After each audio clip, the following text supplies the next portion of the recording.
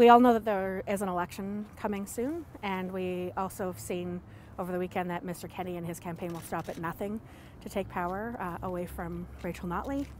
I think that the evidence that we've seen over the last day of documents have very clearly outlined that there was a kamikaze candidate, that Mr. Kenney's campaign knew about it, that he responded at least 6 times, that he or his campaign claimed that there was no collusion. It certainly seems from everything I've read that there is, which would say that he wasn't telling the truth when he was asked those questions. And when I think about what has happened probably over the last year and a half here in Alberta democracy, it belongs on House of Cards, it belongs on Netflix, it doesn't belong in Alberta politics. And I'm deeply disturbed by how many times he lied, and I think it certainly calls his character into question.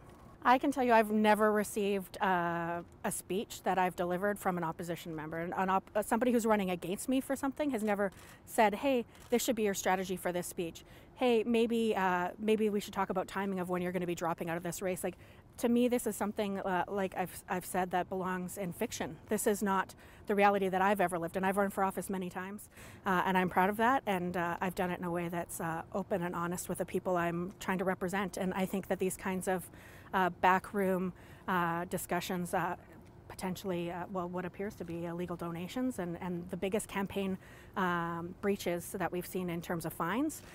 This kind of stuff is very scary, and I don't think it belongs in Alberta politics.